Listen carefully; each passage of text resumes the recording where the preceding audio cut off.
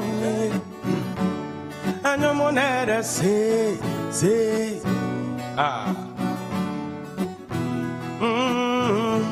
So are you ready to hold on for me till the day I'll make it? Make it. Yeah. And I for to go assume initiate so what we have, you should just break it. Break it. Now so if you do ya me know what's in your door. You've shown me real love, you've never faked it. So I promise I'll never be like your shadows, to leave you when you're in darkness. I'll forever be your hero, my baby. I'll never be like your shadows, to leave you when you're in darkness. I'll forever be your hero, baby. See, order for me say, yeah, me tibia. For me say, yeah, me tibia. Order for me say, yeah, me tibia. My baby, oh my baby. Order for me say, yeah, me tibia. For me say, yeah, me tibia. Order for me say, yeah, me tibia. My baby, oh my baby. My baby, oh my baby. Genuinely. Me do wo mi house manjole. Sika mini biti na ya ma ye lonely. Sine pia ba me we ni da so. Insi yo better mama ye odu pon kesi bi. Ni ji me koko so ko ja me subnu nani. Mi jenti akra me de she kwai mo. Udum jami ya kwanta iramyo. Me be ni. See, I'll never be like your shadows, to leave you when you're in darkness. I'll forever be your hero. I'll never be like your shadows, to leave you when you're in darkness. I'll forever be your hero. Hey, order for me say, yeah, me tibia. For me say, yeah, me tibia. Order for me say, yeah, me tibia. My baby, oh my baby. Order for me say, yeah, me tibia. For me say, yeah, me tibia. Order for me say, yeah, me tibia. My baby, oh my baby. See, my baby, oh my baby. My baby, oh see, my baby, oh my baby. See, it's been a while since I wrote you a love song, yeah. But it's not too late, girl, you know it's still young. Girl, I bring you my gin, Tiana, change you my wild. May hustle, me pay, Tiana, sometimes my sad. Or back before me, record the promote the same time, a buff band. I feel you see Citi and I don't mean now you know say I fallen hard. Oh, yeah, woman, pray for me. Remember me in your prayers. Yeah, me new. Maramiji, oh, vampire, pray for me. Remember me in your prayers. Hey, it's baby, vampire, mommy. Vampire, mommy, baby, vampire, mommy. Present me, yeah, or a minute, oh, baby, vampire, mommy. Baby, vampire, mommy, baby, vampire, mommy. Present me, yeah. Hold some inside, can't send the big good muscle. Whisper in my ears, Try me say me go and I will pay. Also, man, ya hating him pa. Me seek and so payola. Minty me more get tabiema. On him, also sense your free sota. Ye to banchi, or from Jamie, I bet you what. On him, into your yeah. Woman, I pray for me. Remember me in your prayers. Yeah, me know. Maramiji. Woman, I pray for me. Remember me in your prayers. Hey, Citi, or say baby, vampire, mommy. Hey, vampire, mommy, baby, vampire, mommy. Baby, vampire, mommy.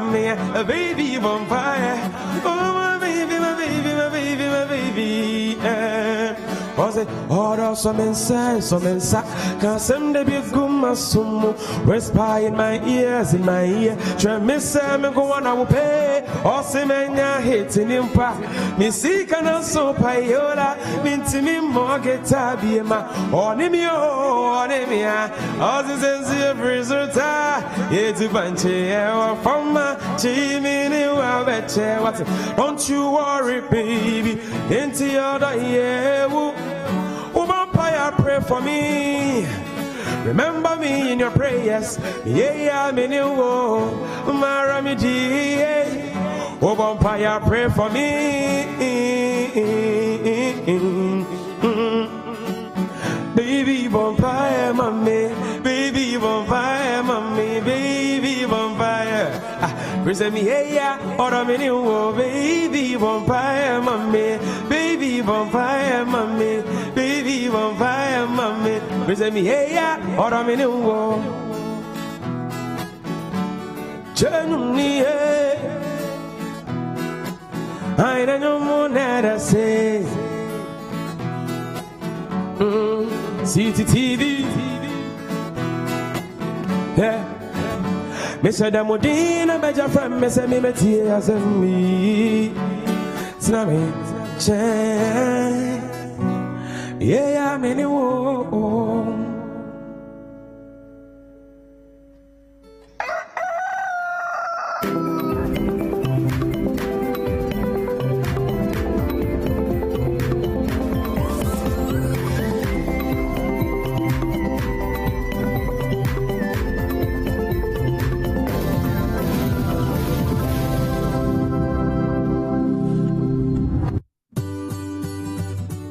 Citi TV is live on DSTV. Go to channel 363. On GoTV, access Citi TV on channel 182. On a digital TV, please press the menu button on the remote control and run a new search on your TV. Take note that without an antenna, you cannot access Citi TV on your television.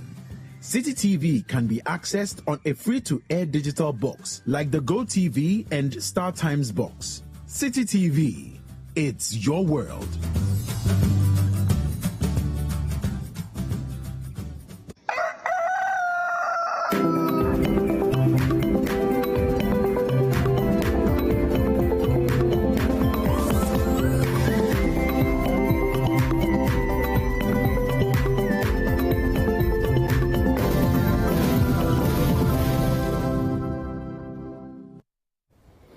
Good morning. Welcome to Breakfast Daily on Citi TV. Yes, a beautiful, beautiful Monday morning. And wherever you happen to be watching us from, welcome. It's going to be a fantastic morning and a fantastic show today. Yeah, we hope you guys enjoyed your weekend. How was your weekend? My weekend was quiet. It was more relaxing. Had a lot of work lined up, but a lot of things didn't play out eventually. I just... took the time off and rested nice. Well. Yeah. Well, Saturday, the entire nation got to hear about the NPP manifesto. Well, that was something else, and some of the I was listening to some of the promises, and I have my own take on some of the very interesting things. One of the things that caught my eye was the conversation about establishing a harbor and an airport, and I was like, harbor and an airport. Okay, harbor makes sense on every level, but airport in Cape Coast, You don't think so? Okay, so here's the thing. There's an airport in Takoradi. It's 45 minutes drive from Takoradi to Cape Coast. And it's an hour and a half's drive from Accra to Cape Coast. Why do you need an airport in Cape Coast? I think a lot of, especially African Americans, when they come to Ghana, that's like the first place they want to visit. So fly to Takoradi and drive down. If you don't have any reason to be in Takoradi, unless you want to start talking about the beaches in Takoradi and all those things, I think it might be helpful to just fly straight into Cape Coast, have hotels for them if they want to even be there for the 1 week or 2 weeks there in Ghana. They can just stay straight there. What's the point of stopping by in Accra or Takoradi if you have no business being in Accra and Takoradi? Yeah, that's an interesting angle to it. I like the fact that we're going to help special needs children as well with their education, because I think, outside of Ghana and even the continent, being, you know, definitely abled should not prevent you from achieving your goals and your dreams. And we see a lot of our folks who are suffering from one disability or another, you know, turning out to be beggars and nothing else. Actually, the lady who braided my hair over the weekend, she can't speak. Okay. You know, but she's able to do that. Hair. And I'm thinking, if no one provided her the opportunity, would she just end up like another beggar on the street? Yeah. Thank you. Yeah, beautifully done too. Well, guys, it is an interactive show, so wherever you're watching us from, we don't only want you to hear from us, we also want to hear from you. So use the hashtag BreakfastDaily to join the conversation. Yes, and we have a WhatsApp line as well, 0550-585832. For those who are in Ghana, if you're outside Ghana, kindly prefix that with +233. Now, every day we start a show off with the quote of the day. Let's take a look at our quote of the day today, and we'll continue the conversation. So the quote of the day today comes from Jimmy Johnson and says, the difference between ordinary and extraordinary is that little extra. The difference between ordinary and extraordinary is that little extra. Yeah, absolutely. I think it's a very important thing for us to remember always, that it doesn't hurt anyone to just push a little more, to do that little extra. And it actually makes a difference, because most people are just content with doing just barely enough. You know, it's like, I haven't been asked to do any more, I'm not doing any more. You know, and one of the things that I learned a few years ago is that there are no traffic jams on the extra mile. That's the interesting thing. On the extra mile, there are no traffic jams. There's no one there, because it's just a few people, just a few people on the extra mile. I agree. You know, there are no traffic jams there. I completely agree. And I think sometimes it's not even what others expect of us, but the standards we set for ourselves. Absolutely. You know, I shout out to Genevieve Puni. A couple of weeks ago, I started working out. And I was telling her the hardest part, so she's the one she's my accountability coach. She'll call me, we make sure we meet at Legon, sometimes 5 a.m., 6 a.m. Nice. And I told her the hardest part is actually getting up. Yeah. Because once it hits 5, you want to make excuses to not get up. You're like, I don't think I'm feeling well, I don't think this, I don't think that. But then if you are able to actually get up, then you see that the rest is easy. It actually is very true. All the other people who have not started the journey is because they can't overcome that comfort zone of, I am not gonna get up. And Dziffa, it doesn't get any easier. You know, you may think that, okay, so as I get closer to my goals, it may get easier. Actually, it doesn't. Every day is an equal challenge. You just get better. You just get better at it, you know, and you figure out ways of mentally circumventing the challenges that come in your mind. It's like, oh, the bed is comfortable, I want to sleep a little more, look at the time, it's too dark, let me stay, you know, all those it's things. It's about to rain, let me not go. You get better at circumventing those challenges that come up, but it never gets easier. You know, so you know, we're what, almost done with August. You know, so all those things, all the goals, all the things we said we were going to do, new decade, new year, let's not make it rhetoric, okay? At least try to achieve 40-50% of that, so that by December you're like, 2020 came, and in spite of all the pandemic and all the issues, I still went on to achieve the goals I set for myself. But talking about things that happened this weekend, Saturday, Keyboard Idol. Yes, Keyboard Idol. We got to finally see the top 10. Yes, that made it. You know, I snuck in there somewhere.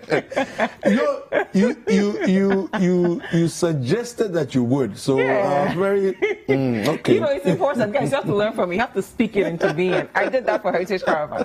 Spoke it into being and found my way there. You have this habit of sneaking into places. I have no business. Anyway, we'll show our viewers a little later. You know what happened in for the Keyboard Idol. Yes, but do you want to tell us who made it to the top 10? Well, yes, of course. Let's go through that and go tell everybody who made it to the top 10. So we have Erajua Obobia Boateng, all right. Then we have Vinyo Anku. We also have Nana Kweku Yeboah. We have Nana Iya Nkrumah Boando. We have Justice Kwanzaa, Joel Yanni Jr., Chris Afletetamaklo, Kelvin Yeboah Champon, Uriel Yeboah Afre, and Bess Marie Woodamate. So those are our top 10. That's the top 10 for the Keyboard Idol. They are going to compete for the top prize. And I love the fact that they are from all over, you know, different age groups. Yeah. And for all our viewers who know these candidates, starting this Saturday, we can finally participate in deciding who stays and who goes home. So we're going to learn shows, right? Yes, they're going to come in studio. We're going to get to see them perform live and obviously give our feedback as well. You know, and they're so lovely. I mean, when I met them at Alisa, one is a comedian, one loves to work out. So beyond this great talents that they have, they are also very gifted, and they are friends, which I think is very important. So in as much as they are competitive, they all want to win, they acknowledge certain gifts that each other may have, and they rely on each other to grow. That's beautiful. That's beautiful. So we'll find out on Saturday. It's super. I'm excited. Who will make it and who goes home with the grand prize of 10,000 Ghana cedis. And I think, you know, that is just, by the way, the judges, the way they will help them with their craft. You know, because sometimes we fixate so much on the prize. But from top 10 to top 2, the transformation. If you guys watched Voice Factory, you would see that, like Abba, like Boyson, even AJ Sam, from the very first day they came to when they performed at the finale, it was just very different. So I'm looking forward to seeing some of this manifest within the top 10 candidates of Keyboard Idol. And of course, it was at La Villa Boutique. Beautiful, beautiful place. If you've not checked that out yet, you should go there and enjoy your weekend. Their poolside is to die for. Well, I like that place anyway. I love that place. Yeah. So let's talk about the manifesto that happened this weekend as well. MPP manifesto. You know, the interesting thing is, last time they presented their manifesto was in 2016. They promised a lot of things. Free SHS. We are going to go from taxation to production. One district, one factory, one village, one DAP, one constituency, one ambulance. So many things. So I like the fact that a huge chunk of the manifesto had to do with reviewing what they promised in 2016 and the progress they made on before they even delved into the 2020 manifesto. So we'll take a look at that and continue the show. So we're about to see the arrival of the President of the Republic, Nana Addo Dankwa Akufo-Addo, just arriving at the venue for the launch of the 2020 manifesto of the new patriotic party. If your screen, you see him about to get off in a bit, leading to the start of the program proper. For some time, members of the party have been here for a while, waiting for the arrival of the president. That's him in your shot, the President of the Republic. And here at the Cape Coast University, the NEC Hall, exchanging some pleasantries from some party officials and party supporters. We have no reason to believe the NDC presidential candidate's newly proclaimed conversion to free SH and free TVET. For 8 years, he and his party were loud in their assertions that they did not believe in free SHS and free TVET. They did not like the idea, they rubbished it at every opportunity, and they proclaimed that it would destroy Ghana's educational system. When they were in office, they had a hard time trying to run even their watered-down version of their so-called progressively free education. Then the former president said he would review it, and now we hear him say it has come to stay. Excellency, please try another one.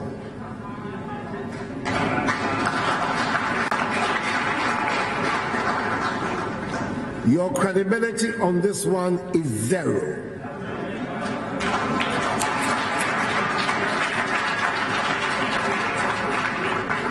Free SHS and free TVET cannot be trusted in your hands. I know that the NDC presidential candidate, His Excellency John Dramani Mahama, believes and says often that Ghanaians have a short memory. And he must hold strongly to this belief. Otherwise, I doubt he would have summoned the courage to be seeking another term after the disaster that was his presidency.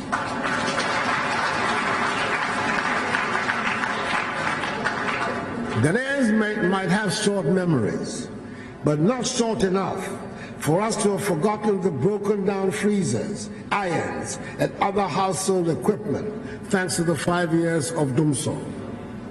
Our memories are not short enough to forget that the economy under him was such a wreck that there was a ban placed on all recruitment into our public services. Our memories are not short enough to forget that teachers taught for 3 years and were only paid for 3 months. Our memories are certainly not short enough to forget that he brought our entire financial services system to near collapse. I've heard him make the extraordinary claim that Ghana's economy was in, quote, tatters, not because of the COVID-19 pandemic, but because of mismanagement. I doubt that he can recognize a well-managed economy, even if it slapped him in the face. We have a major promise, a policy initiative, which will say that all tertiary students, except teacher and nursing trainees who will be on allowances, but all tertiary students will now be able to get the option to obtain a student loan without the requirement. All right, so you saw some snippets there from the MPP manifesto. Let's take a look at some reactions, generally speaking, from those that attended the event. The new Patriotic Party launched its manifesto on Saturday, August 22nd, 2020. Vice President Dr. Mahamudu Bawumia outlined excerpts of the manifesto. Key among the highlights is the building of an airport and a harbor for the people of the central region. According to him, the project will boost tourism and development in the region. In March this year, some angry residents of Cape Coast took to the streets to protest in a no airport, no vote agenda, pushing for the construction of an international airport, which they believe will create more jobs and reduce unemployment in the region. President Akufo-Addo, responding to the demands of the people in March, noted that the Ministry of Aviation will put things in place to decide whether the region needs an airport. He also hinted that a similar process has begun in the eastern region, where he hails from, to ascertain whether an airport is needed there. Some residents of Cape Coast have been sharing their thoughts on the development. A step in the right direction, because talking of Cape Coast, the first capital city of our nation, not just that, when we talk of various tourist attraction centers, we have so many of them here, and so if there is an airport, I think it will boost the process, the tourism sector here. Yeah, certainly they are going to employ workers, aviation sectors, even the air hostess and the people. Yeah, a whole lot. I think it's very good. Yeah, I think it's a step in the right direction, because the youth have always been craving for jobs, and once the airport and the port is being established, it's going to boost the economic activity within Cape Coast and maybe within the central region, its environs. Because when we take Cape Coast, for example, when the university goes down, the polytechnics and other tertiary institutes, when it goes down, the economic activity reduces. And I don't know whether if you look around, you see people selling water. The university does not permit it, but still people come in to sell some of these things. So if the port is being established, as the government is saying, if they are able to implement it and they do it, I think the economic activity in Cape Coast will boost and people are going to get jobs because every youth wants job. When the president actually and the manifesto drafting committee actually put together that they're going to build airports and then... So there you have it, the youth of Cape Coast super excited about the possibilities of getting an airport of their own. We have some infographics for you as well on what happened on Saturday. We'll be taking a look at that. I mentioned earlier that students who are disabled will be getting a lot. So here you have this is from the creative arts and tourism sector. Yeah.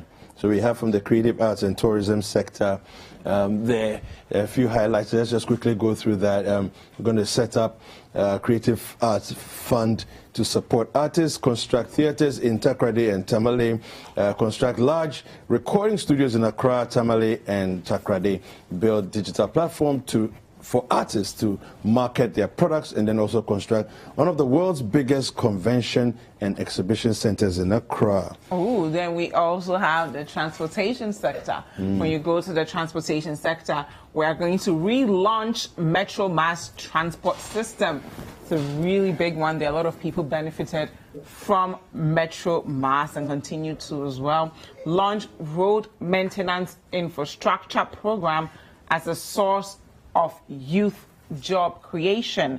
Construct the new airport in Cape Coast, construct Ghana Burkina Faso rail line, construct new harbor in Cape Coast, and finally conduct feasibility study for rail lines between Kaswa and Accra. Yep, and then we also have under social protection. Okay, well, let's do infrastructure development initiatives.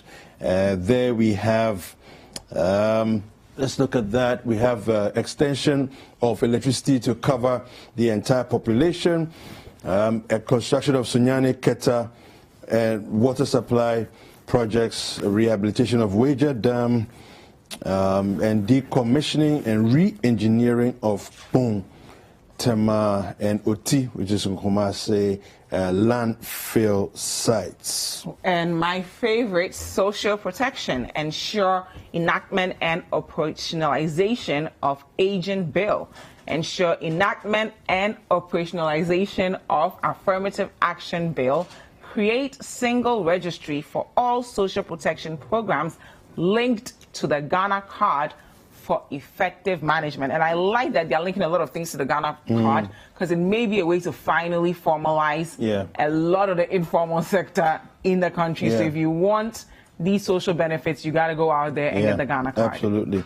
No, I think so. And for me, it's a very important direction in order to streamline what it is that we're talking about. You know, because we're saying, creating a system. You know, and the Ghana card forms the fulcrum of that system. So if we're going to tie everything to the Ghana card, it makes sense, right? Then when a child is born, immediately they go into some kind of database. By the time they turn 18, they're given a card. You know, I think it should be a process that becomes automated over time. You know, then everything is hinged on that. You know, then it's easy to be able to trace people, track people. You know where people are within the system.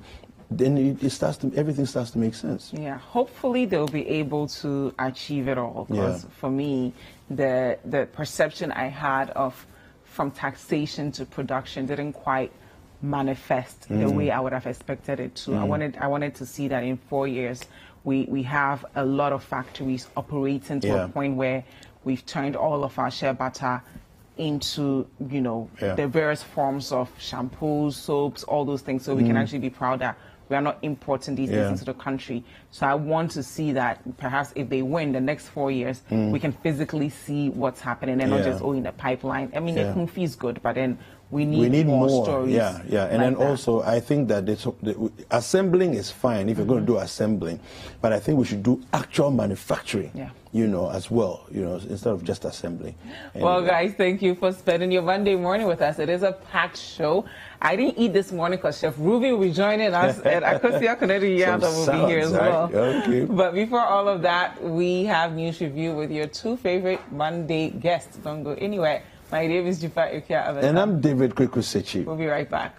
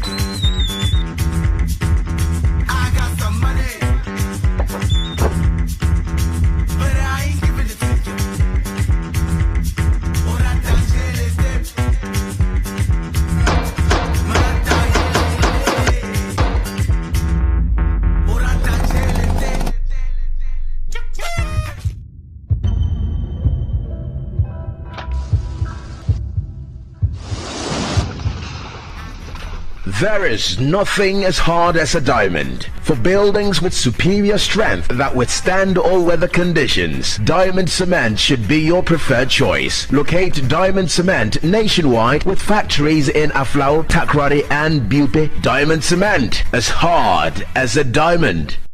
Pepsodent introduces charcoal and lemon essence. The unique combination of natural essences whitens teeth naturally for you and family, because every smile matters.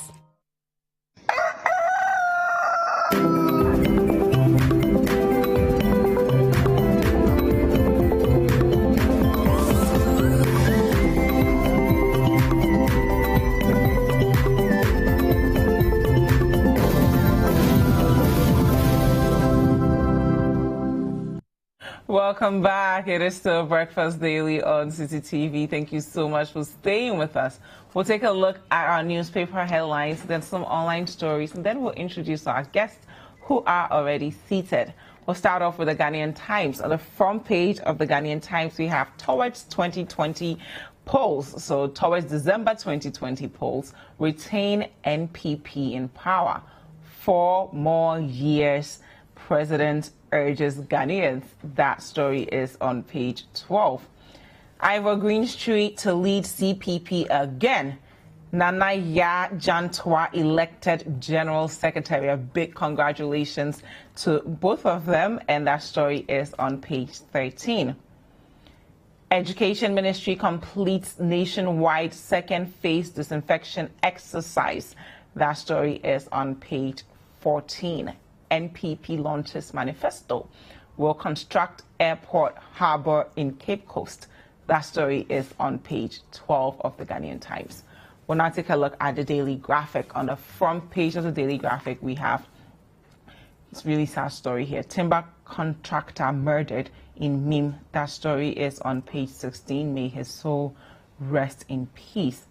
Elizabeth Ohene edits Daily Graphic Thursday. That story is on page 20. Launch of 2020 manifesto.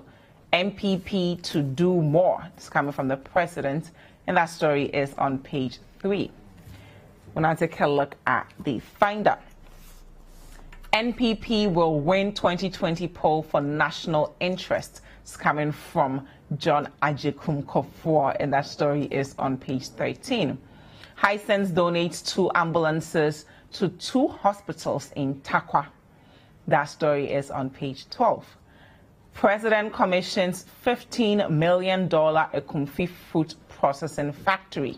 That story is on page 12. 2020 elections to consolidate Ghana's peace and stability. It's coming from the president, and that story is on page 13 of the Finder. Now, the biggest story, NPP's new agenda unveiled. Leadership of Service to Transform Ghana. We'll be taking a look at that shortly, and it's on pages 4 and 5 of the Finder. So if you've not picked up the Finder yet, pick it up and you'll be updated on all the things you missed out over the weekend. We'll now take a look at the Daily Statesman. Akufo-Addo honored with Chief of Development and Truth. That story is on page 3. Postgraduate research gets 1.5 million Ghana Citi boost. That story is also on page 3. Your presidency was a disaster. President Akufo-Addo slams Mahama on comeback bid. Story on page 2. We've delivered on our mandate. Baumia touts MPP's achievements. Story also on page 2. Take a look at our final newspaper. I'm talking about the New Crusading Guide. Your policies lacked sense, not ours. It's coming from President Akufo-Addo to Mahama. Stories on pages 3 and 10. Don't retard Ghana's growth by voting for NDC. That's coming from Dr. Chairman Ting. Take a look at some online stories now, starting with citynewsroom.com. On citynewsroom.com, we have MPP's manifesto full of recycled, outrageous promises. That's coming from the NDC. Why didn't Mahama legalize Okada when he was president? Ambrose Derry asks. I won't accept a Japan royalties deal if I'm elected president. That's coming from John Dramani Mahama. Intervene in current impasse, PNC presidential aspirants to Council of Elders. Okada has created more jobs than NABCO YEA, Mahama defense promise. We'll now take a look at some business news from citybusinessnews.com. Next, MPP government will implement remote sensing technology to check power theft. That's coming from Dr. Mahmoudou Baumia. Customs Amendment Act won't affect business operations. That's coming from the Spare Parts Dealers Co-Chairman. Save TOR from collapsing, COPEC urges government. Citi may not depreciate significantly for the rest of 2020. That's coming from an economist. That's great news. Ban bank staff guilty of fraud from practicing. That's coming from Dr. Etuahene. We'll now take a look at some more local news from myjoyonline.com. On myjoyonline.com, we have no new project will be initiated in my first year as president. That's coming from John Dramani Mahama. And on global news, we're going to go to bbc.com. Envoys reach some agreement with Mali coup leaders. So we're all praying for peace in Mali. And for more news, you know where to go, citynewsroom.com. For more business news, you can head on over to citybusinessnews.com. We are still living through a pandemic, so all your updates on coronavirus you can find on citynewsroom.com/coronavirus. Now, it is an interactive show. We're so thankful that you've stayed with us. If you want to contribute to the conversation, just comment down below if you're on social media, especially Facebook, and we will see. If you're on other platforms, the hashtag to use is Breakfast Daily. If you want to reach us directly, our WhatsApp line is 0550585832. If you're outside Ghana, you can still contribute to the conversation. Just dial +233 and you'll be good to go. I've been joined by Elvis Darkon, who's the editor of The Finder. Good morning, Elvis. Morning. How's your weekend? Just normal. Just normal. Nothing extraordinary. Nothing extraordinary. You didn't go anywhere? No. You should start taking trips on weekends just to, get out of the Accra and see what's around. Well, it's a very good idea. And once in a while I do that. Once in a while I do that. Okay. I also have with me lawyer Kwame Jansua, who's a former vice chair of PIAC. Good morning. Morning. You guys had a busy weekend as well. Very busy weekend. How was it? Any surprises for you? Well, I think the major surprise was Nanaya's and Kabila's. And another major surprise was the chair. Nobody expected the one who won to win. Wow. But it is what it is. So, who did you want to win? Well, it's not I. Okay. But generally there was some who were stronger than others. And, when the results started coming in, and we realized that the current chair figures were escalating, votes were escalating, it surprised a lot of people. So, but in the beginning with Nanaya's, Kabila was winning, and then she took the three upper regions, took Ashanti, took Central, and took Greater Accra. I think that's what escalated her. But it's a big job. Yeah. It's a big job for the new executives, and we will try and be there and see that we can put the CPP back to where it's supposed to be. Okay. We'll take a look at our first story. I'm going to read from The Finder, and it has to do with NPP's manifesto. So we'll take it from pages 4 and 5 of The Finder. So we have here, the governing New Patriotic Party has launched its 2020 manifesto with a promise to provide a leadership of service to transform the country greatly. So we'll go on to talk about some of the things they discussed in the manifesto. So they broke down a lot of things. So let me just start from here. The manifesto was on the theme Leadership of Service, Protecting Our Progress, Transforming Ghana for All. The event was held virtually and streamed live on major media outlets and social media platforms across the country due to the coronavirus pandemic. So we were told that rental assistance scheme would have 100 million Ghana cedis seed capital. So he says here, this is Vice President Bawumia speaking. He announced plans to establish a national rental assistance scheme to assist Ghanaians to rent decent homes. I'm going to quote, there are a lot of youth who, after school, renting accommodation becomes a big problem, especially those of the demand for rent advance, sometimes up to 2 years. Someone who is starting life afresh after school does not have the savings to pay all these huge demands for rent advance. There is a market failure.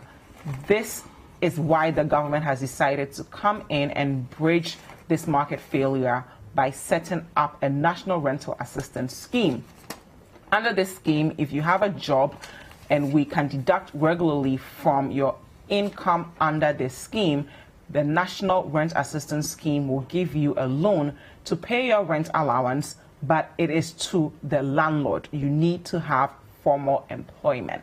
So I think it's also a great way for young people to begin to find the formal sector more attractive than the informal sector. No more guarantor for student loans. On education, Dr. Bawumia indicated that the government will abolish the guarantor system where tertiary students are required to provide a guarantor before loans are approved for them by the Student Loan Trust Fund. He talks about all you will need will be your national ID card under this new system. We also learned about free Wi-Fi services for schools, expand access to legal education, 16 model SHSs in Zongos, special needs education infrastructure, largest healthcare infrastructure investment, 111 hospitals, dubbed Agenda 111. We also talked about expand access to medical schools. Some foreigners complain about issues that they have coming in the country as far as medical, especially those who went to Cuba, adapting back. We also learned about Year of Roads, Water for All projects, Toilet for All, updates on that. Revamp cotton industry, revamp dams, iron and steel industries. We talked about rice, they talked about sugar, so many different things that they're going to work on. But Elvis, what were some of your key takeaways from the manifesto on Saturday? Well, I must say that I want to congratulate the party for what they've done.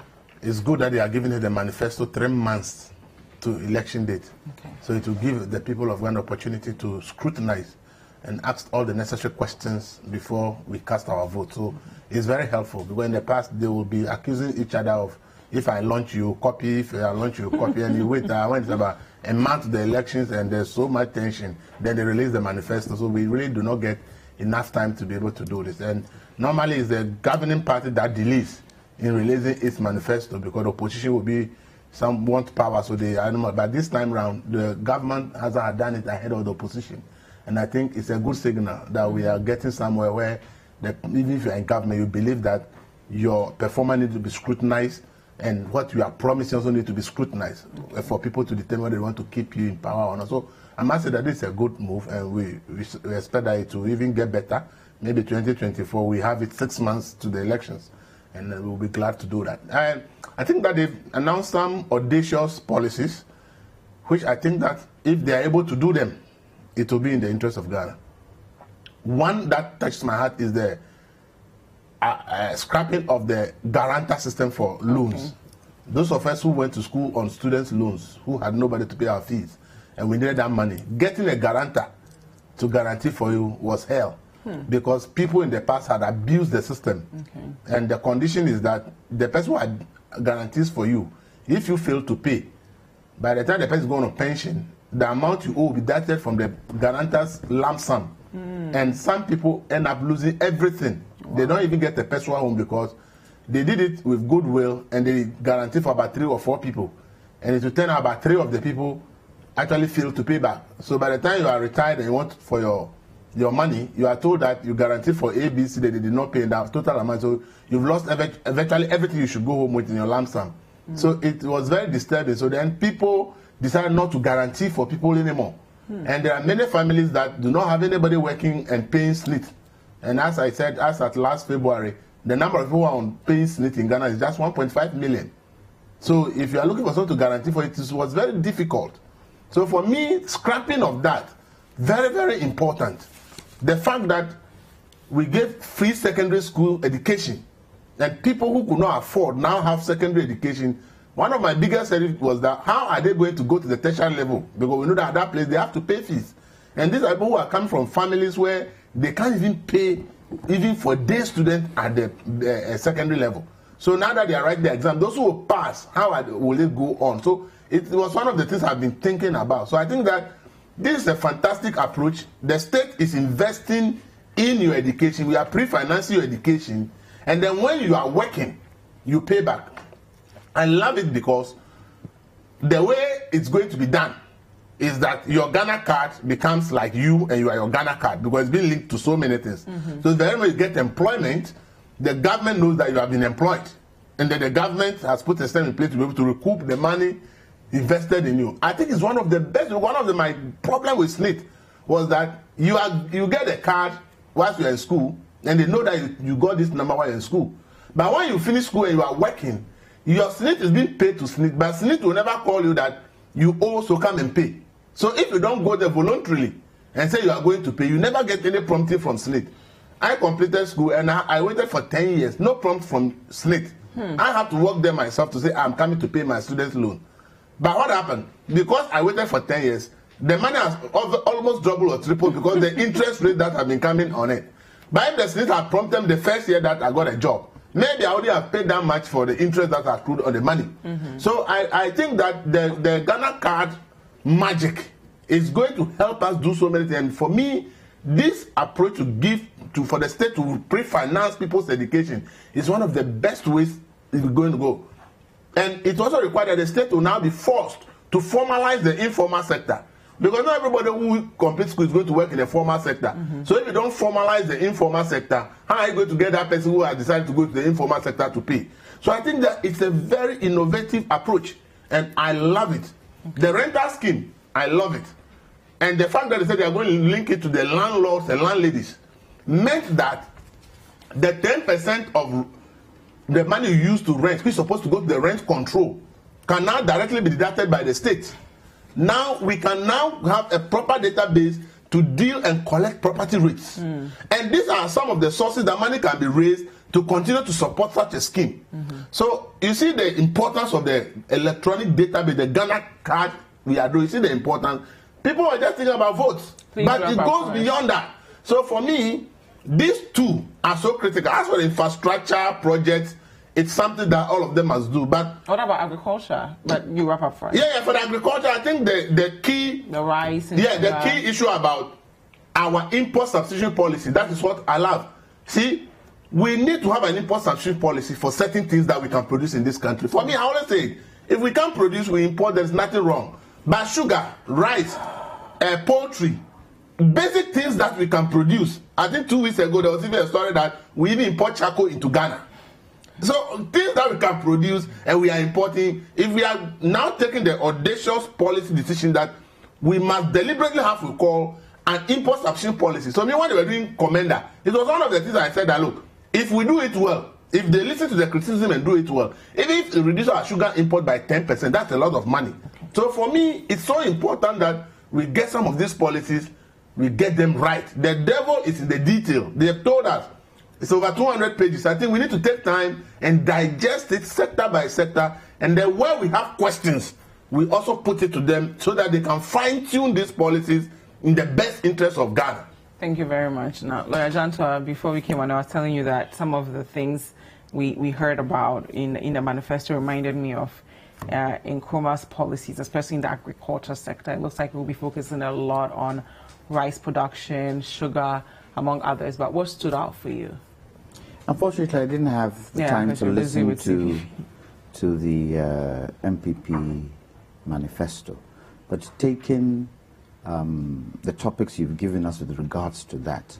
Let me batch it up as one, the guarantor system and the rental system. Yes, I do agree that some students find it difficult finding guarantors. But I would have loved them to give us detail. What percentage of students are in that category? And what percentage of students find guarantors? When you look at the system, what percentage of students have been able to pay? What percentage of students haven't been able to pay? And if you are doing away with the guarantor system, you've also put in a 1-year deferred period after tertiary education, and you've also put in, and I'm not sure whether it's the same, but I read it as 2 years, because it also says a 1-year grace period after your national service. And so, 2 years. What if the person doesn't get a job? What happens? But I must say, when you go to the UK, there's a similar system there, where parents are asked to pay something towards their wards' university education, but there's a loan system which is tagged to the students getting employment once they finish school, university. So you think that transition from tertiary to job space should also be but the challenge supported by government? Yeah, look, we have failed in the dynamics and management of our systems. That's why some of these things are coming up. If we hadn't failed and everything was going according to plan and how it should be, we won't require this, we won't need this. The system is broken, unfortunately. It's broken. And because it's broken, political parties have to bring these things in. Let's look at the rent, the rent for students. What is the major thing there that needs to be done, that government has to do? Are there not laws with regards to paying 2-3 year rents? Shouldn't we enforce the law? Shouldn't that be the first point of call? That we enforce the laws that are here and make people realize that you cannot take more than 6 months advance? Isn't government succumbing to this illegality in place? Helping but I think the government also made clear that they are having a new rent law in coming. So maybe this thing has been factored into. It hasn't come. But even paying for your rent, being able to pay for your rent is one thing, and the months or years you pay is a completely different thing. So even if students were paying 6 months monthly, if they can't afford it, I mean, working people, young graduates, people who are new in the working space, even if they were paying monthly, if they can't afford it, they still can't afford it. So I'll give you a cure for that. Low-cost housing. Okay. Low-cost housing. If we had put a system in place where we have low-cost housing, and that low-cost housing is kind of linked to a mortgage system. But isn't this a transition to making that happen? Well, why do we need a transition, Ekuya? Tell me why we need a transition when we could go direct. But we have to start somewhere. President Kufuor started low-cost housing, didn't he? When Mahama came into power, did he continue? Don't you think if we had low-cost housing spread around this country, it would be easier for young people? Well, they informed us that they were going to start that, especially within some Zongo communities. So maybe there's some progress on that. You do not categorize. Okay. Not categorize. These are things that, if we were able to enforce the laws, if we were able to build low-cost housing, it would help. Okay. The other thing is, we are putting 100 million for this scheme.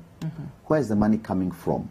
You see, these lofty ideas and manifestos, this is where the challenge is. And then we go for hefty loans. By the time the party in power leaves, you see that only a quarter has been done. Well, we're still going to continue with one district, one factory. We're still going to improve on the agri sector. So hopefully we'll get more internally generated revenue to subsidize some of these initiatives, don't you think? Kriya, let me tell you something. If in this country we do not begin to look at a long-term national development plan where all these things are subsumed in there, we are in trouble. We are in trouble because there's no guarantee. when another political party comes into place, that they will continue it. Well, Mahama says if he comes to power, he'll complete all the projects in his first year. So isn't that... Did he do it previously? Progress? Did he do it previously? There's a saying that we will fire in trees. So if he's forgotten and he's doing it... It's because he wants power. There's nothing wrong with that. When the CPP comes to power, we would put in a long-term national development plan. Okay. That is important. Look, when you look at Nkrumah's 7-year national development plan, and you look at the things he was able to put in place, he put nearly 5,600 factories in place with that plan. But were they sustainable? What happened? When the other parties came in, did they not abrogate all? Did they not sell all? But should some of these initiatives be led by the public sector, or should private sector actually take it up? So, this is the difference. In the First Republic, we'd come out of independence. We needed government to hold the country's hand to get it to where it's supposed to get to. In this current era, that has changed. And even in the First Republic, Nkrumah worked with the Kowus and all those people, the private sector. He worked with all of them, the salt producers. He worked with all of them. So, in this era, that has changed. How do we put the private sector in the driving seat?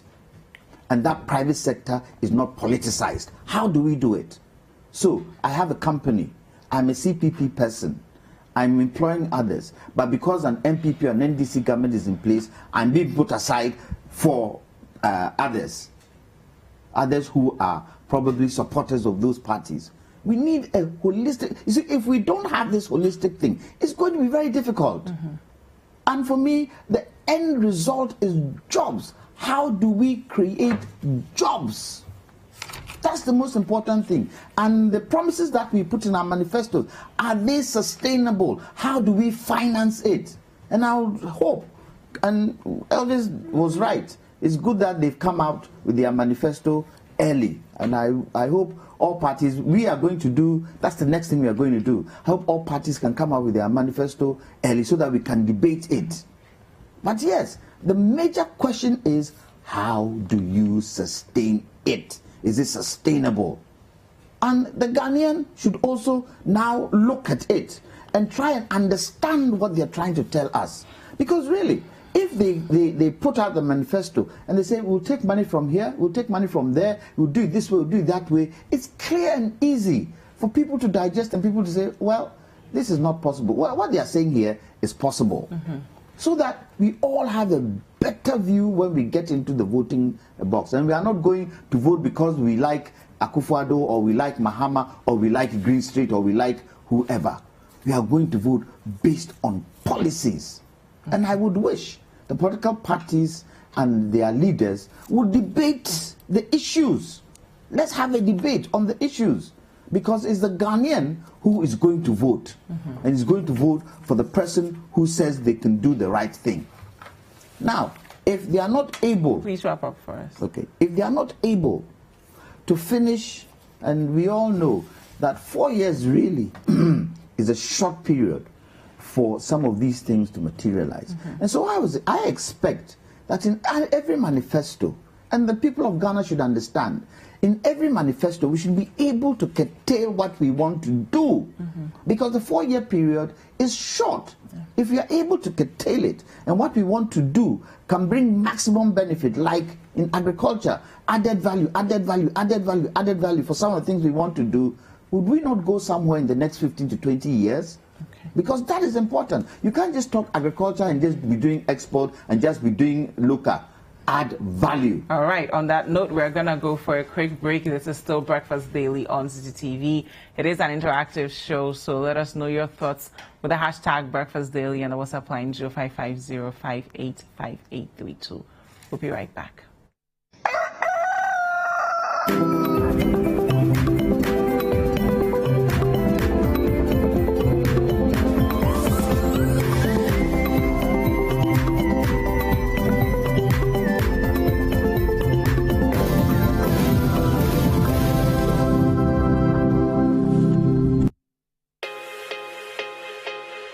There is no promise we cannot keep. There is no commitment we cannot honor. There is no delivery we cannot guarantee. There is only one Bethel Logistics Company Limited, a licensed international freight forwarding and clearing agent, a trusted global brand with an extensive network for the movement of air freight and ocean freight worldwide. We are the trusted name for road freight into Western and Northern Africa.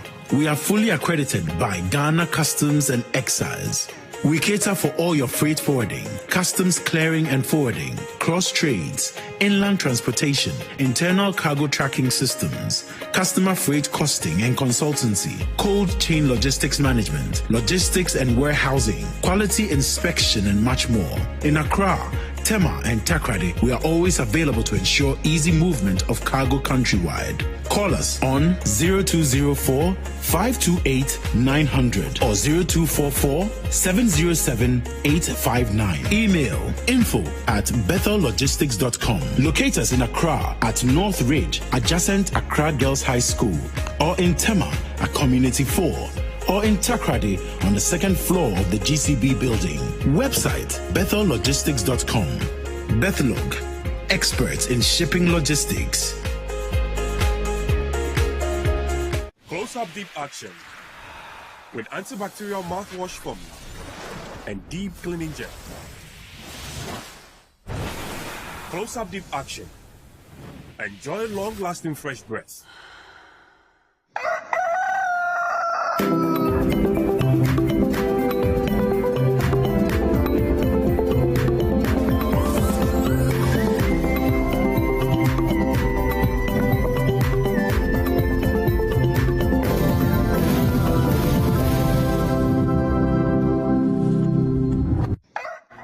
Welcome back. It is still Breakfast Daily on Citi TV. Thank you so much for staying with us.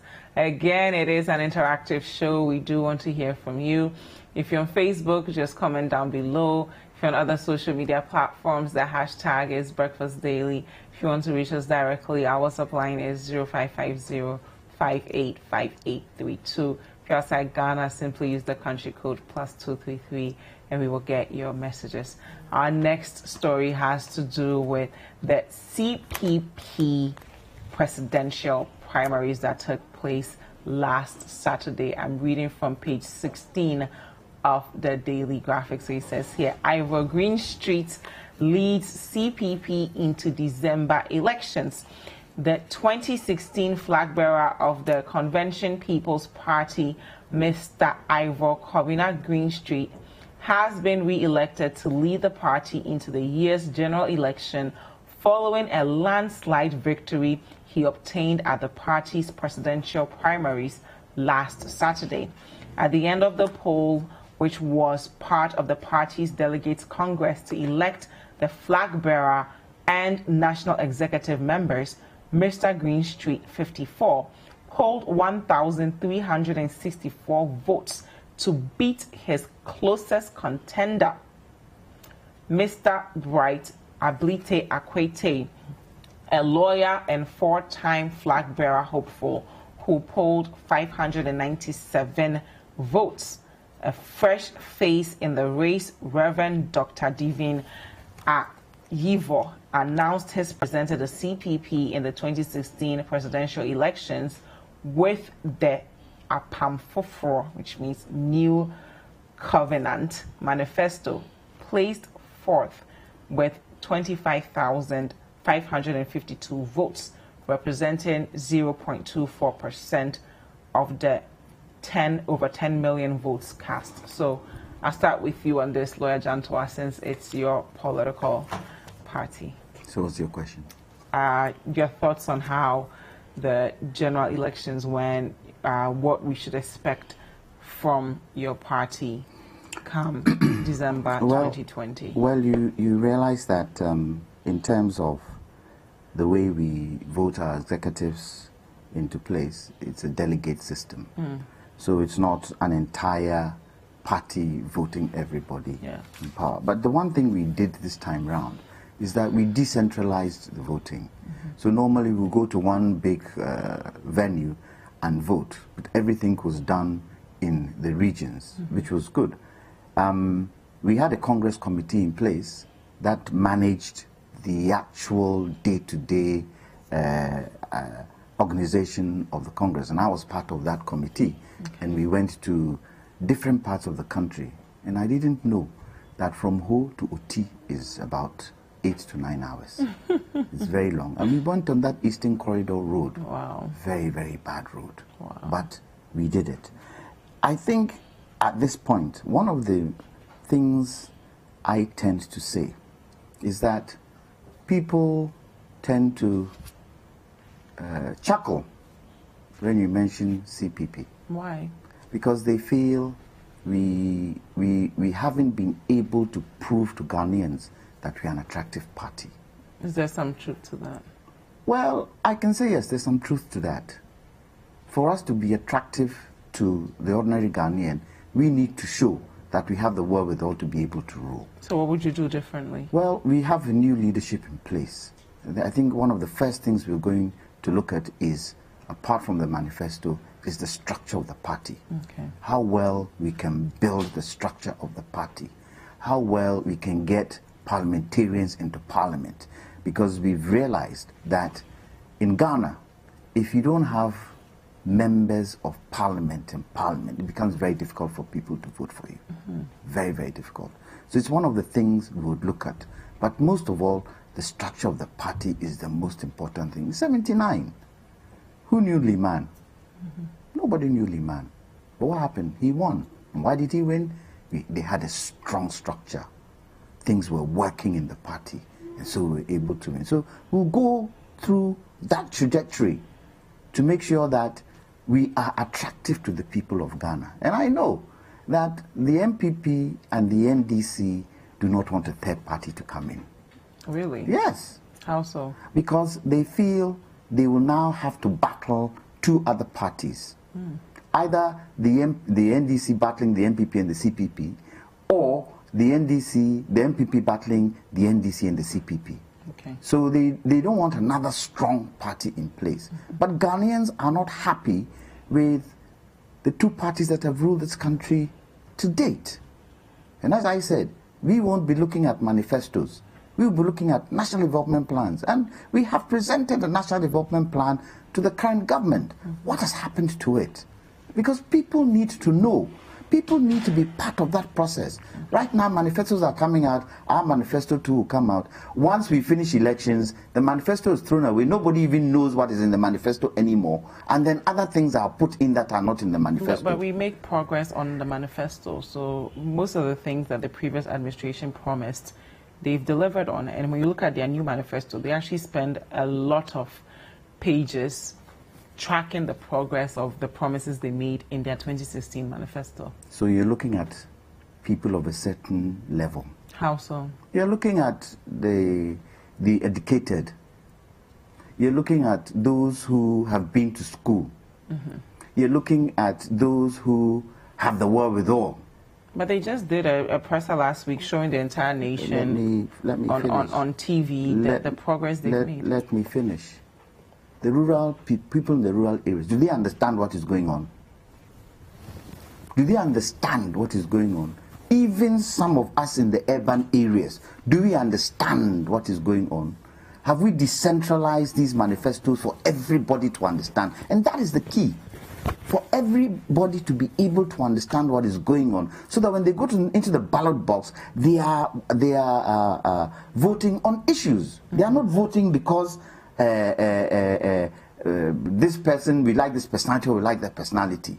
The decentralization of our manifestos would help the Ghanaian have informed information with regards to what is happening. So what would CPP do differently from what MPP did? CPP will bring in a national development plan that will decentralize into different languages so that the ordinary man can also understand. The CPP would make sure that we have information vans throughout the country going around telling people what this national development plan entails and how that national development plan would be implemented. The CPP would make sure that in that national development plan we can put figures to the projects. Because what are we looking for? We are looking for continuity. Would you also go digital so everyone will have access? Well, definitely. New technology we would use. Okay. New technology we would use. Because Do you have a copy of the MPP manifesto here? Yeah, I have it. You have a copy? Yeah, the soft copy. Okay, so how many people have got computers to get soft copy? Well, even on your phone, I have it on my phone. How many people have smartphones? I mean, if you have access to Facebook, you should be able to get How many people have access to Facebook? Okay. You see, you're talking urban. It's significant. About 5 million Ghanaians have access to smartphones. You are talking urban. Okay. So we should be providing books in rural areas. I'm sure they do that as well. That is where the thing is. And then you go to the rural communities. Not everybody is educated. So you need to be able to facilitate that understanding through their language. And a party manifesto will do that. National Development Plan will do that. All right. And that is where we should head for. Thank you very much, Lawyer. And it is something the CPP will do. Will do. Okay. Elvis. Yeah. Lawyer Janswa says CPP would, focus more on the grassroots. Well, your thoughts on Ivor Greenstreet leading the party? Oh yeah, multi-party democracy also requires that we have challenges. So I'm happy that CPP has been able to do this. Although I expected them to have done it earlier, because a party in opposition who want to gather the people to work for you, I expected CPP to have this thing done maybe a year earlier. A year earlier? Yes, because they are in opposition and they want to come to power. They needed to do this earlier, have systems and structure he said they are going to put in place, and began canvassing for votes more than a year ago. So the way that NDC has... So it's for me, 3 months to election and opposition party, which has a lot of hills to climb.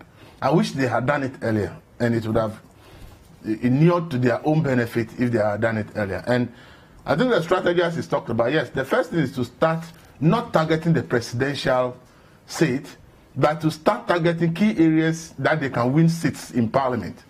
Once they begin to galvanize seats in parliament, then people begin to see it as a serious party. And then when they move on from there and say, okay, now we have about 20 seats in parliament, CPP, now we want to target the presidential seat, then they have a certain base to depend on in terms of even voters, because those who have voted for the MPs they have in parliament would have been the base of their voter population to spring on to do some of this. So I think that it's good that they are targeting to look at parliamentary seats that they can easily win. And I think that the CPP, yes, Nkrumah is dead, they're gone. CPP has not been in power for many years. But I think that now that the nation is in a development mood, the nation is in a mood of we need jobs. The nation is in the mood Ghana of beyond aid. I think it gives CPP a very good platform. It's just about them also telling the people of Ghana that, yes, when we had power, these people are claiming they have done ABC. When we also had power, this is what we did. I don't think it was so long ago that perhaps this new generation... What's the meaning of so long ago? Development is development. Are we not still... If they have done it in the past, it's a track record. We are talking about a track record here. So you're comparing what was done... So if they are able to do it those days... But today we are talking about how to get jobs. So if CPP has been able to create all those companies in the past, what shows that if they tell the people of Ghana that we have done it before, we can do it, and they present a viable plan, who told you that Ghanaians will not buy into it? Okay. You understand it? So for me, I think that Baumia has created that great opportunity, and I've said, for party like CPP to say, look, if this is the mood Ghanaians want, then we think we have a better record. All we need is to go back, get our records put together, and also launch onto it, both on social media and traditional media, to let Ghanaians know that we have done it in the past. If you give us the opportunity, we can do it again. Okay. And I think that CPP can revive if they strategize. I see a lot of people trying to be independent candidates. I think that CPP should be able to bring those people on board to the CPP and say, look, we see you are young men with brilliant ideas. We have done it before. We have the track record. We still have brilliant ideas. Come and let's join forces together and become the third force in this country.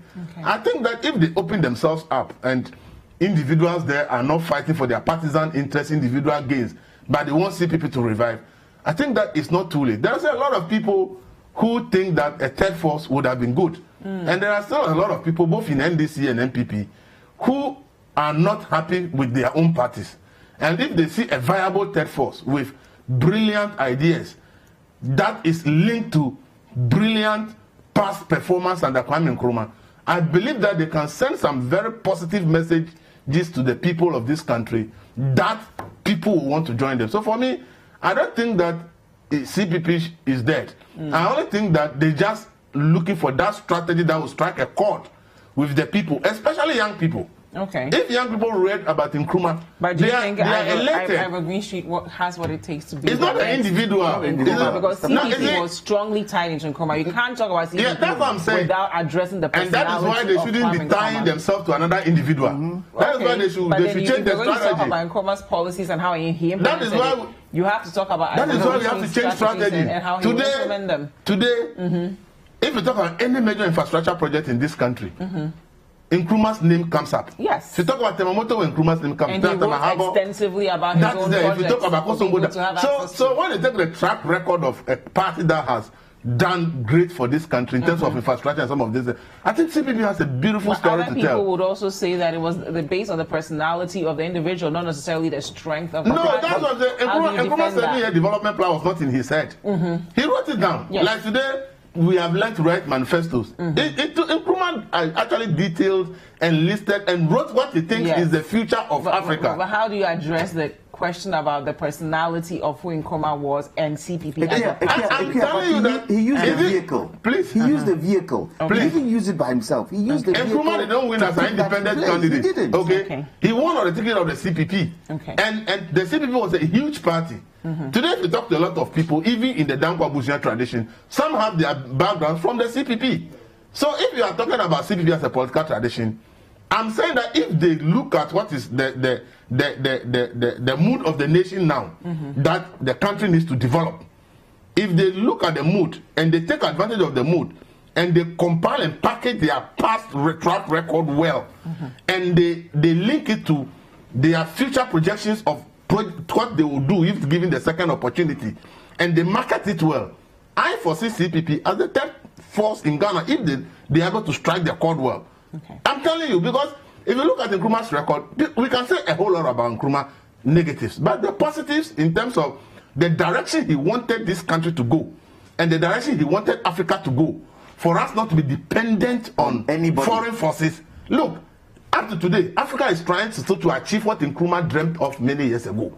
So if they have been able, as CPP, they are able to do what I'm saying, I'm telling you that you'll be surprised that CPP will come back to power.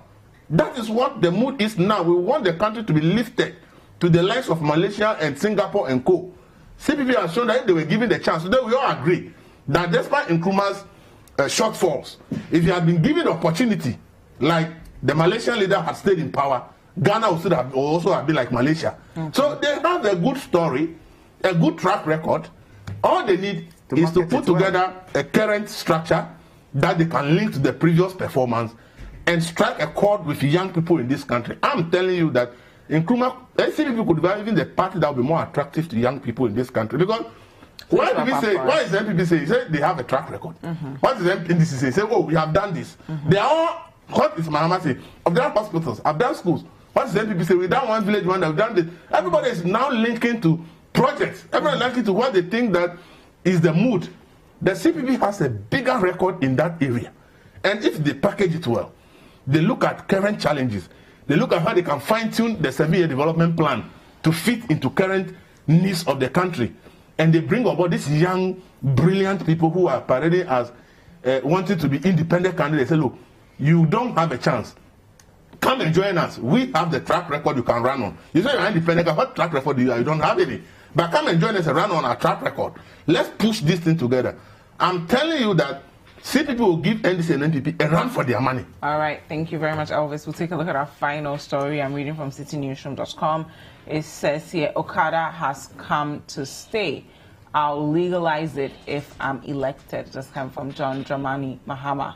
Former President John Dramani Mahama has promised to legalize the commercial use of motorcycles, popularly called Okada in Ghana. The use of motorbikes and tricycles for commercial purposes in any form is currently against Ghana's Road Traffic Regulations 2012, LI 2180. But Mr. Mahama, in an address to chiefs and people of Kwando in the Volta region, as part of his tour of the region, said he recognizes the benefits of Okada business to many families that depend on it. The National Democratic Congress flag bearer says he will legalize the Okada business but will regulate it to avoid unnecessary loss of lives. I'm going to quote what he said. There are many young people who have finished school but can't find jobs, so they look for what they can do. There are many young people you see riding motorcycles and transporting people from place to place. We call it Okada, but in our laws, Okada is illegal. But in reality, Okada has become part of us. It has come to stay and you can't stop it. So I have suggested that when we come into office, we will legalize Okada, but we will regulate it. We will regulate it and give them the necessary training so they are able to conduct their business in a safe manner. They must obey all traffic regulations in order to be able to go about their profession. Lawyer Jantwa, your thoughts on the possibility of legalizing Okada in the country? What you've just read shows the failure of the NDC. How so? In creating jobs. Why do you say that? Let me quote you again. You read it, but let me quote. Yeah, let's quote former President Mahama. Yes, there are many young people who have finished school but can't find any job, so they look for what they can do. There are many young people you see riding motorcycles and transporting people from place to place. Is that the job somebody who has left school should be doing? Do we want a flotation of young people riding motorbikes everywhere? Is that what they should be doing? Shouldn't he have been able to create good jobs for these people who have left school? And you can say, as a former president, you can come and stand, on a platform and say that people leave school, they don't have jobs to do, so they go and ride Okada.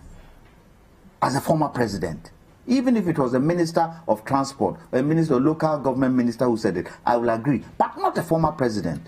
Because one of your responsibilities is to create jobs. And you didn't create jobs, and you are going on Okada. Okay, let's go to the next bit. What is the analysis that have gone into this?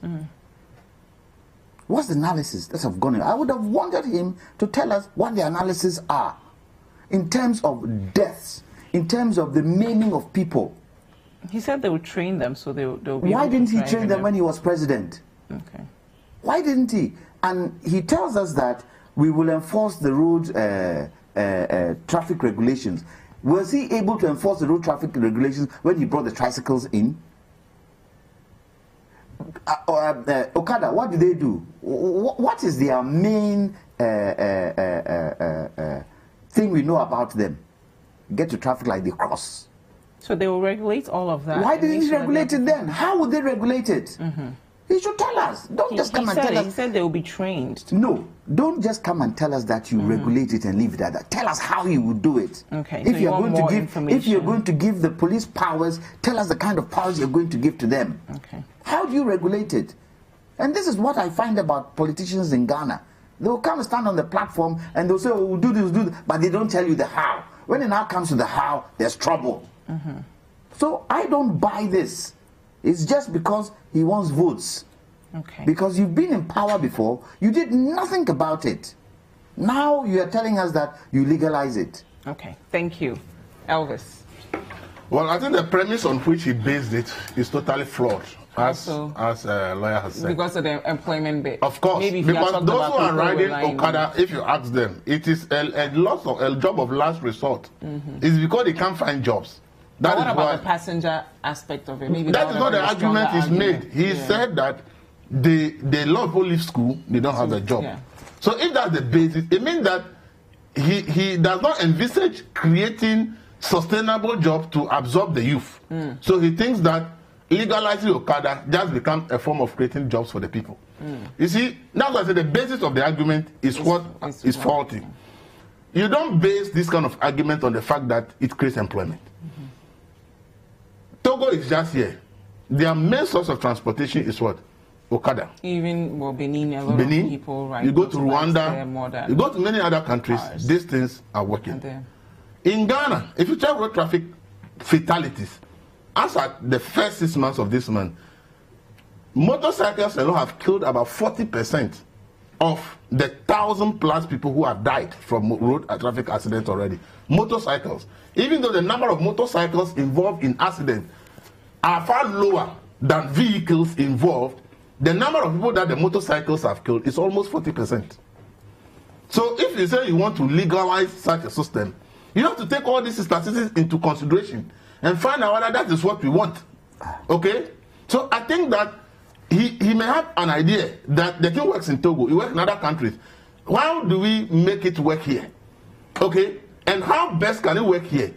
How do we ensure that the number of people they are killing mercilessly, we can drop it? How do we, what is the guarantee that when we legalize it, this death that they are causing will reduce? Okay? So for me, the basis is wrong.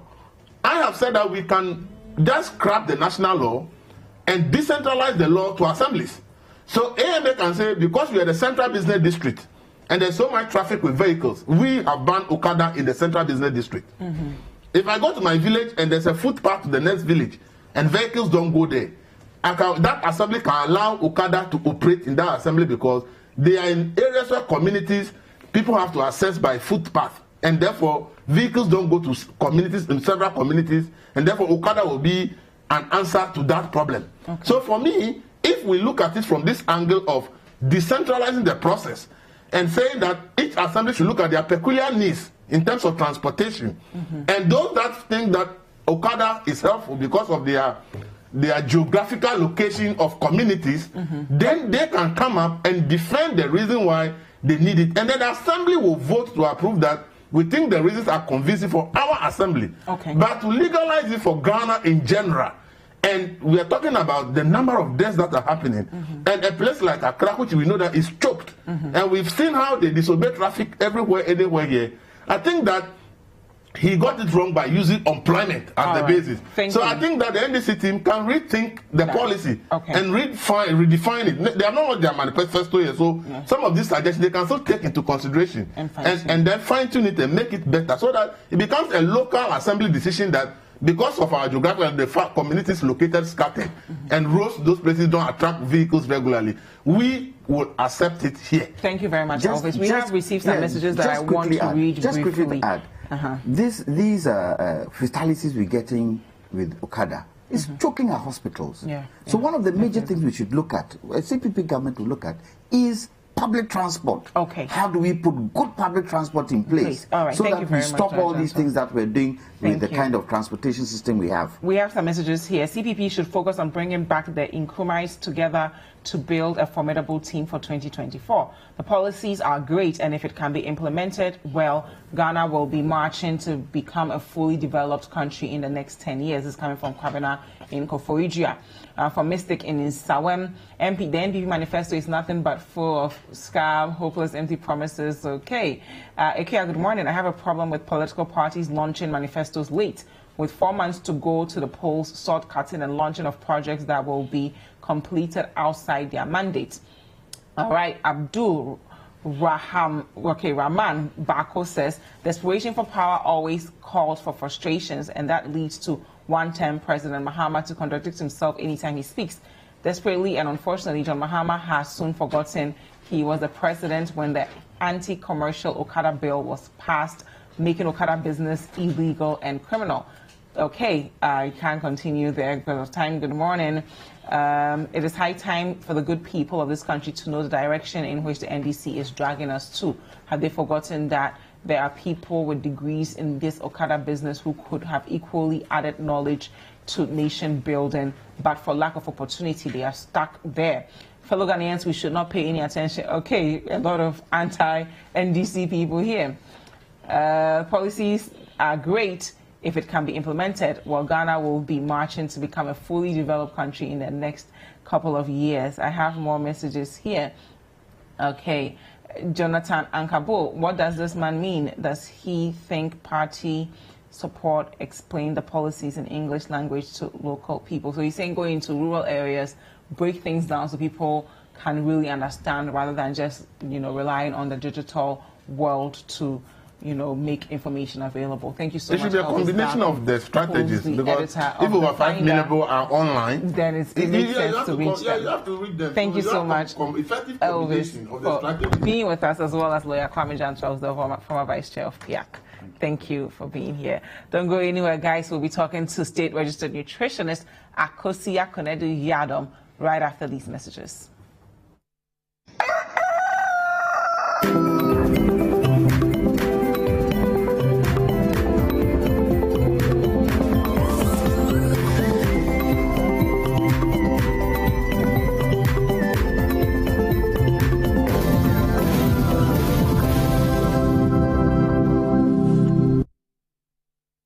Whoa. What's going on, babe? Have you heard of Wheel of Fortune?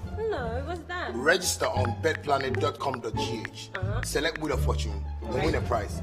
What? Wait, I'm just gonna win a prize because I'm new? Yes, but to win a prize, you only deposit 10 Ghana Cedi. Before I win, I have to pay? Really? So you're comparing 10 Ghana Cedi to an iPhone, an iPad, 25,000 Ghana Cedi.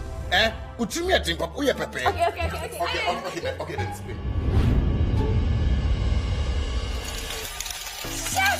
Wait, we are rich!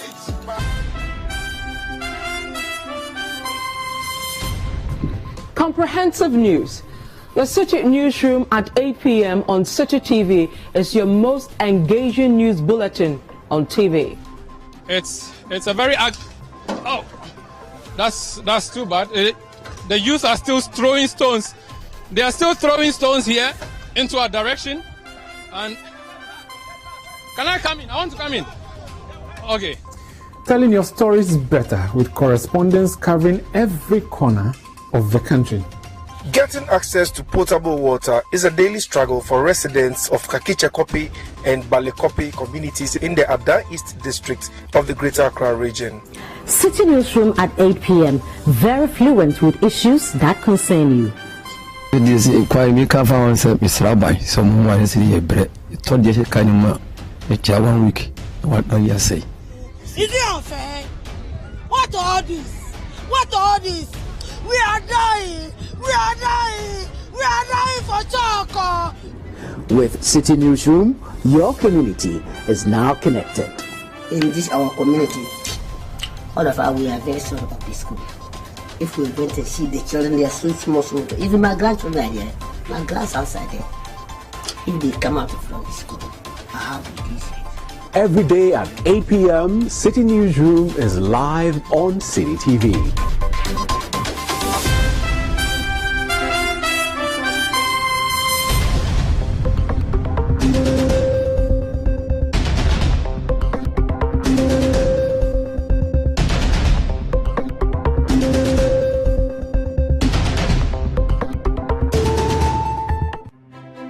Imagine if you can get all the understanding on some of the difficult subjects you struggle with in school. As a student, do you feel dissatisfied with how hard it is to figure out the subject you're learning? Or as a parent or guardian, do you worry that your child is struggling to understand some of the subjects in school? Well, now you don't need to sign up for extra lessons or tutors. Simply tune in to Class Act, Mondays to Thursdays at 5:30 p.m. on Citi TV. Class Act is a show that seeks to enable senior high school students gain a much better understanding of what they learn in school.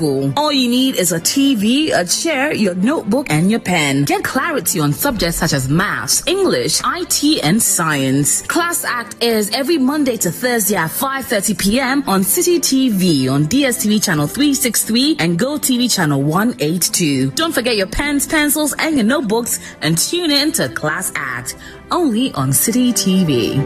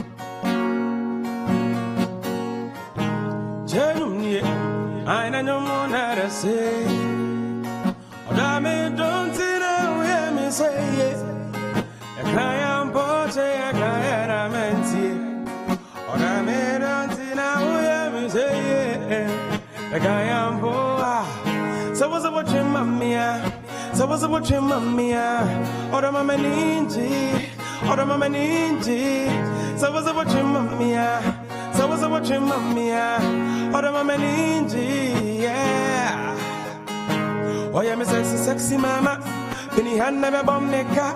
I'm a being got take coca. Then tell myself, Monko, and I'm a da. Hear me do. Oh, you know. Open my made me last one. I'm on now. Finish one. Yet to me. Hey, near when a chin and a dozen. Was a give me an abject and nane. Sika, my money be a no so. If you grab it to me, money. So was a watching mamma. Or the mama ninja. So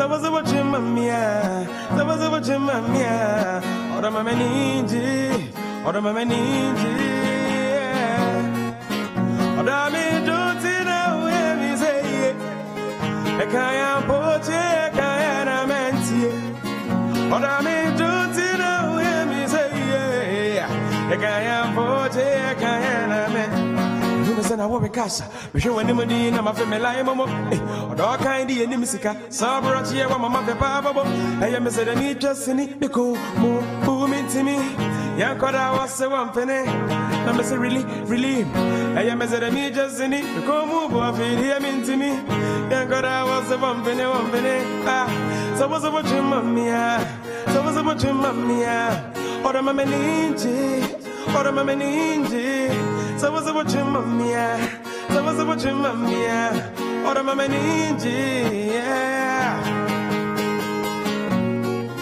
or I made Johnson away, me say, I can't put it, I can't mention, or I made Johnson away, me say, I can't put it, I can't mention, I made Johnson away, me say, I can't put.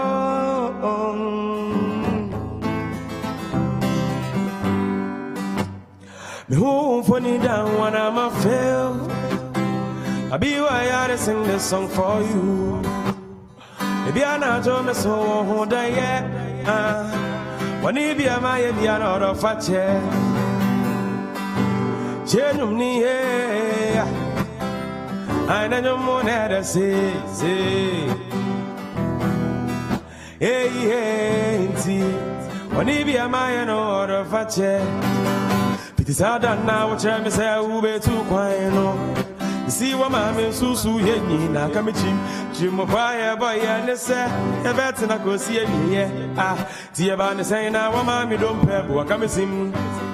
Maybe you know, say, if you are the one married, at the grind all day, got that money can pay Dory. As a travel go there far away, I know here of you again, no. Day and night, see, they make me go through pain. As I travel, go there far away, I know hear of you again. No, day and night, you make me go insane.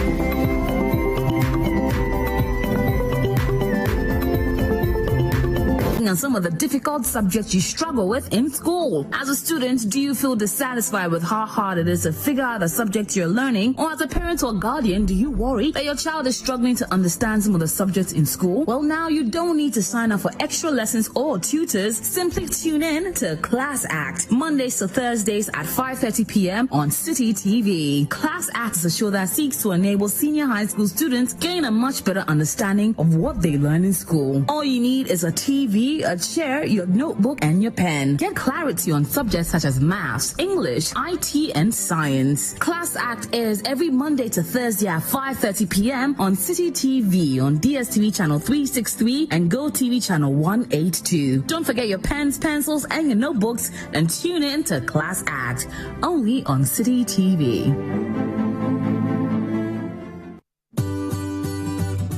Citi TV is live on DSTV. Go to channel 363. On GoTV, access Citi TV on channel 182. On a digital TV, please press the menu button on the remote control and run a new search on your TV. Take note that without an antenna, you cannot access Citi TV on your television. Citi TV can be accessed on a free-to-air digital box like the GoTV and StarTimes box. Citi TV, it's your world.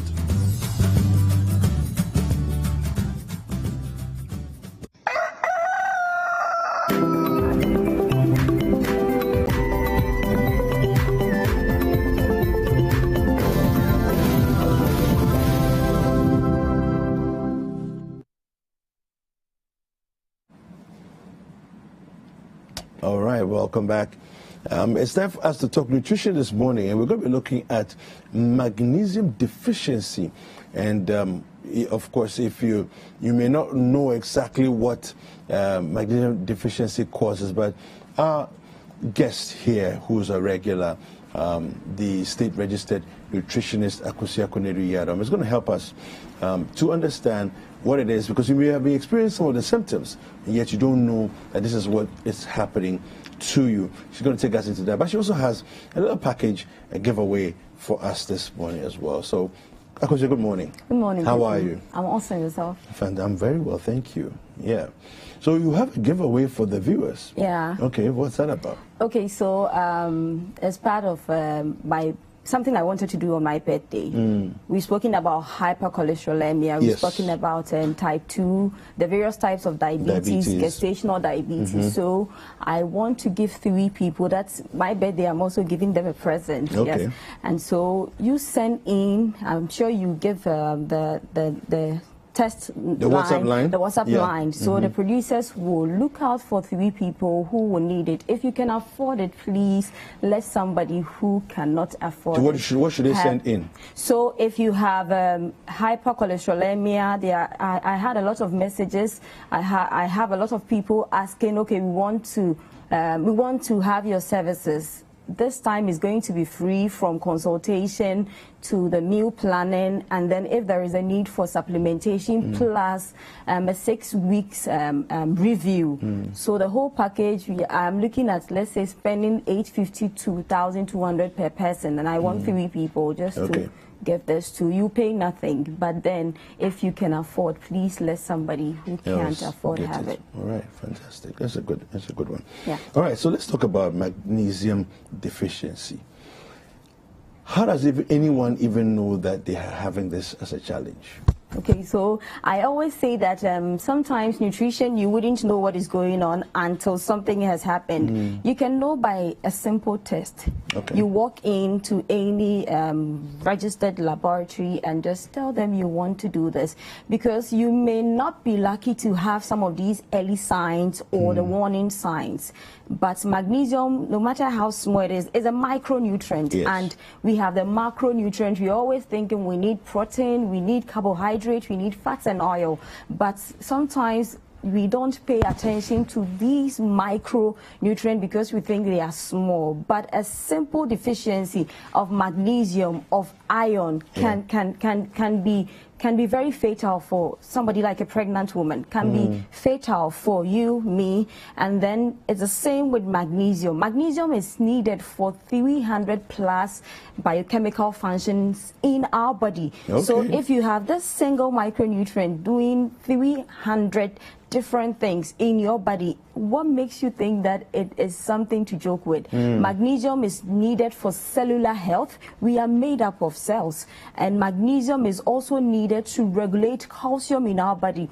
If you have a lot of calcium, I always say that the fact that we sit here and say this is good doesn't mean that it should sit heavily in you. What is the daily RD or the recommended dietary intake as far as your need for calcium is concerned, vitamin D is concerned? You need up to 10 to 20 microgram of vitamin D per day.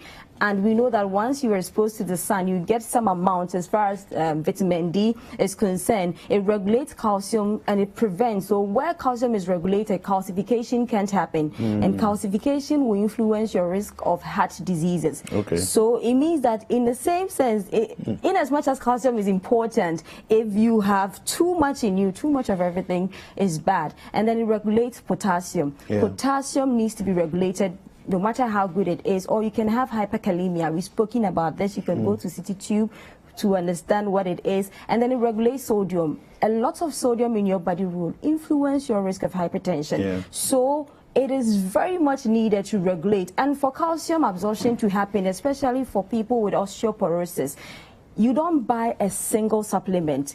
People think, okay, osteoporosis, I need calcium, or I'm lactose intolerant, so I need calcium, a calcium supplementation. Even the combination as far as the supplement you are buying can be good or bad. So just taking the calcium supplements alone can cause calcification. You need to make sure there is magnesium in there, because magnesium will help you properly absorb the calcium. It will help you absorb the potassium. So most of the magnesium-rich foods are also rich in potassium. So, Kweku, that is almighty magnesium for you. Very tiny and powerful. It's interesting because when I was younger, in school, I used to do a lot of athletics, and it came up that people had muscle cramps, you know, Leg and cramps. then they often had, you know, our PE instructors saying that they need to go up on their magnesium intake, you know, and then also we learned about the calcium-magnesium combination. That's very key. So take us into that. What is it that causes magnesium deficiency? Okay, so there are 5 reasons why it can happen. Soil depletion. The way broccoli tasted 100 years ago is not the same. Okay. Our soils are depleted, so we have soil depletion. How corn tasted 50 years ago, 100 years ago is totally different from how corn is tasting now. And we have GMOs, a serious debate for everybody to talk about if you're concerned about nutrition. Other chemicals, because we also want the soil to be rich, we want to have the tomatoes looking a certain way. We are pumping a lot of things onto our foods. And then digestive disorders, this is where it's painful for me. You have people who have a lot of gassing. If you gas a lot, if you have a lot of flatulence, if you have bloating, so if you are fond of bloating, it means that you are gradually or will be inhibiting the absorption of magnesium. Okay. Your body naturally, due to the gassing, due to the bloating, so they are all under digestive disorders. Okay. Your body, it kind of inhibits, it blocks the absorption of the magnesium. And then medications. I always say that I went trying to take care of, let's say, calcium conditions or this, but I end up inviting something else onto my body. I have osteoporosis. I want to get calcium supplement, but I wasn't smart, or whoever was taking care of me wasn't smart enough to know that there has to be magnesium in there. You don't just buy a calcium supplement. It has to come with vitamin K2. It has to come with vitamin D. It has to come with some of these examples as far as foods we projected are concerned. A very active ingredient as far as magnesium supplement is concerned. Broccoli should sit in there. Nuts and seeds should sit in there. So the food sources we had as examples in there, you should have some of them as the main or active ingredient if you are trying to get any magnesium supplement. So, like I said, with calcification or hyperkalemia, because I wanted, my focus was on osteoporosis, I am focusing on calcium. But taking calcium in solo will cause calcification, and you wouldn't just have osteoporosis. Basically, you're just overdosing. Yes, so it means that you are inviting heart diseases also onto you in your quest to take care of osteoporosis with calcium. Wow. Okay, so before we talk about magnesium-rich foods, let's look at what are the signs. So if somebody is there and they experience certain symptoms or certain signs, that will show that there may be magnesium deficiency. Okay, so there are the early signs. We have the warning signs. And I'll quickly go through the early signs. So for the early signs, okay, we have nausea and vomiting, loss of appetite. So if you are found of losing your appetite, and even in the first trimester, second trimester, even through the pregnancy period, we spoke about this, I think, months ago with regards to foods to eat for the various trimesters. If you are experiencing any of these, you would want to have a test done to know if there is a depletion as far as your magnesium levels are concerned, because it's very good not just for your body but for the pregnancy also. So if you have nausea, if you are vomiting, if your appetite is off, if you get tired, the little thing you do, you are so stressed that you look like you walked from here to Mokola, and then if you have general body weakness, you need to make sure a test is run, because it's a sign of either potassium deficiency or magnesium deficiency. And I said that most of the nutrients... There's a muscle weakness. Yes. Okay. So most of them, and the leg cramps to things to sit in there. You get weak leg cramps, various part of the body. You have to make sure you check. It could either be potassium or magnesium. Okay. Yes, so that are the early signs, and we have the warning signs. That is when it's like, oh, this is it. If you have this, then maybe it's overmanaged. It has gotten beyond you just needing the supplementation or inculcating it as part of your meal. So you can your meals. You can have leg cramps. We spoke about it, and I said it could either be signs of potassium deficiency or magnesium deficiency. We have insomnia, fatigue. Magnesium, when you spoke about it helping with sexual performance, we said that it relaxes the body too. So magnesium is very good for men, it's good for me as a woman too, when it comes to being in the right mood. It affects everything as far as relaxation and being calm is concerned. So if you're somebody who is struggling to sleep, if you're somebody who gets really tired, the little thing you do, you need to make sure that you are checked. And then we have muscle pain and fibromyalgia. A research revealed that using magnesium supplement was #1 elsewhere for treating this condition. Fibromyalgia? Yes. Wow. So you being on a magnesium supplement, and I've spoken about the combination, they're expensive, so make sure you are buying something that gives you results. And then anxiety. Once magnesium helps you to relax, you will be anxious for nothing, just like the Bible will say. And then high blood pressure. When your pressure keeps rising steadily, you need to make sure you are checked. It could be that magnesium stores are very depleted. And then diabetes mellitus, where you have insulin being affected in a way. So when there is continuous happening as far as this is concerned, you can increase your risk of having diabetes mellitus. Yes, and then migraines, headaches. If you have this, if you have osteoporosis, we've spoken about it, mental disorders, magnesium works with your brain health.